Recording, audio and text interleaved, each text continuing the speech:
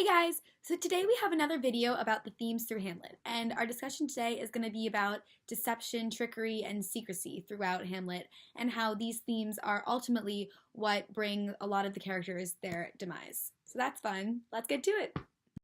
Alright, so first we have Hamlet. So Hamlet is obviously of central importance, main character thing, yay. But something that is really kind of stands out about Hamlet is his madness and his secrecy. So obviously Hamlet has a lot going on in his life right now. He's trying to figure out how to deal with Claudius. He's trying to figure out how to properly deal with what he knows about his father's murderer. He's trying to do his whole Ophelia thing and he has so much going on right now. So it's obviously understandable that he kind of tries to hide all of this and leave it to himself. However, this results in him just absolutely deteriorating. I believe that while he was feigning madness to a certain extent, I believe that he did legitimately start to lose his grasp on reality and mental control, which was all a result of him trying to keep everything secret and keep it all inside and trying to deal with it all himself. So go Hamlet. Love to see it.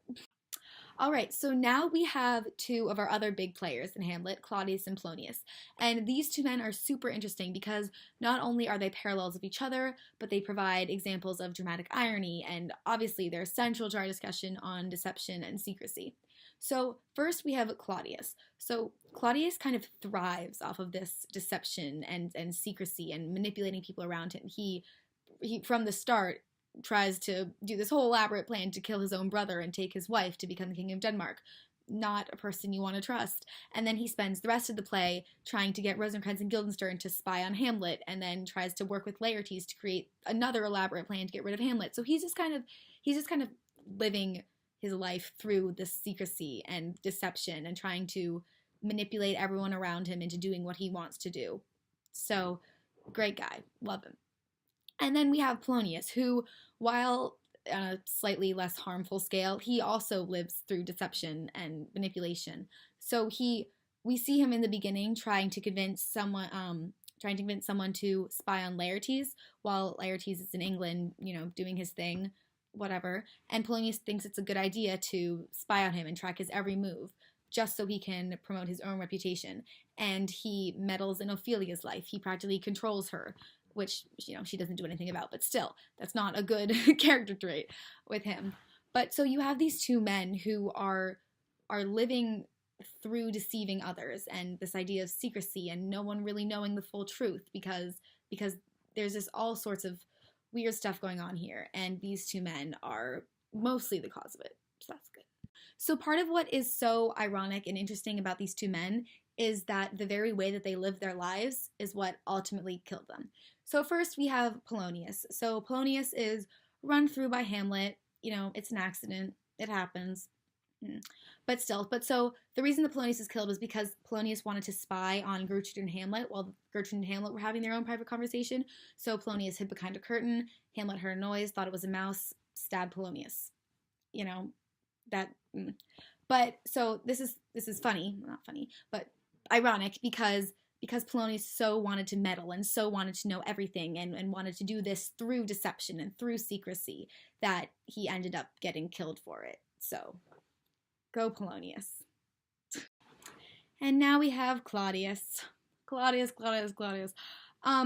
So as we know, Claudius isn't the best guy. He's just not great. But he does, his death is kind of sad. But so basically what happens is that Claudius and Laertes plan this whole thing trying to, get Laertes and Hamlet to duel, and Laertes is going to have a sword, and just in case, Claudius is going to have a poisoned chalice that he can drink from. Irony. But so what ends up happening is that Hamlet and Laertes each stab each other with their poisoned swords, so they're out. And then Claudius is forced to drink from the poisoned chalice, so he dies. Great. But so part of the reason why this is so ironic and why it ties into deception and secrecy is because Claudius was so focused on trying to manipulate his way around Hamlet and make absolute sure that he died, that Claudius is the one who ends up dying because of this. And, he spent his whole life tricking people around him to get his power, and he was taken down by the very thing that he was trying to do to another person.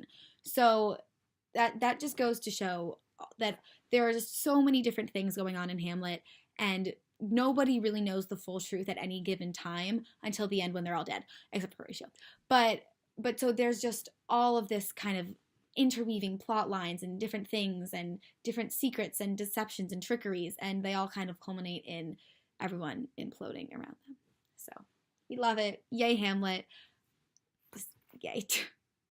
All right, so I hope this helped. I know there's confusing, there's just so many different things happening, but I hope that you have a greater understanding of all the different secrets and trickeries that are going on in Hamlet. And I hope you click that like and subscribe button. Thanks for watching. See you soon.